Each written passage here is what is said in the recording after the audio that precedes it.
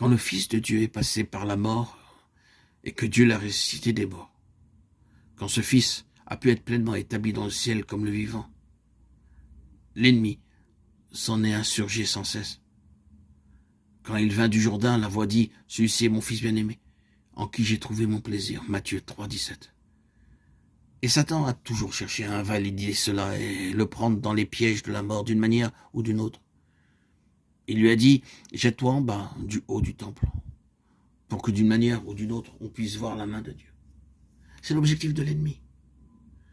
Chaque tentation a eu pour but d'écarter le Seigneur Jésus de la voie du bon plaisir du Père et de l'amener dans la voie de la condamnation et de la mort. Mais il n'a jamais été détourné. Il est allé à la mort volontairement, sans y être attiré par Satan. Je donne ma vie, personne ne me l'ôte, ni homme, ni diable, mais je la donne de moi-même. J'ai le pouvoir, la puissance de la donner, et j'ai le pouvoir de la reprendre. Tel est l'ordre que j'ai reçu de mon Père, Jean 10, 17, 18.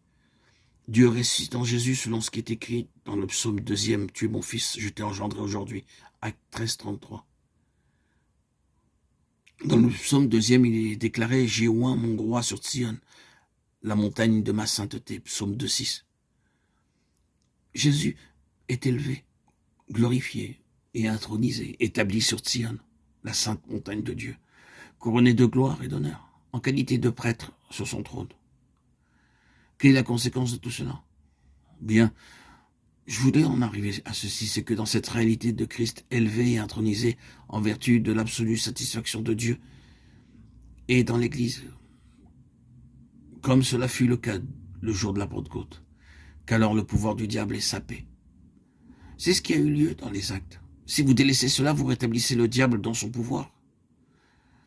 Je veux sérieusement insister sur ce point parce qu'une des majeures activités du diable à la fin des temps consiste à amener l'Église dans une telle position qu'elle ne pourra pas fonctionner et que sa puissance sera neutralisée, ainsi que son témoignage et son influence.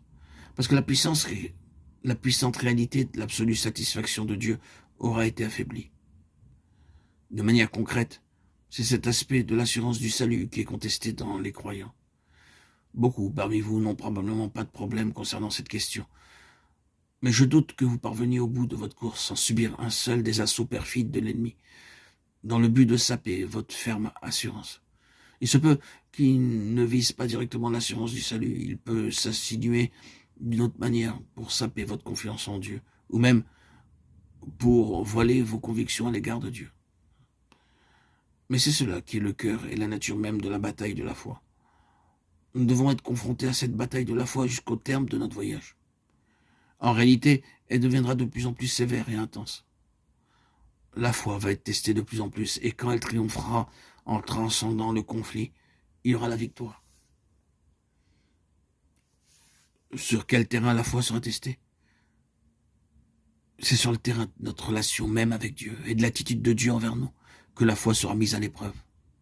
La concentration des forces de l'ennemi veut interférer dans notre relation avec Dieu.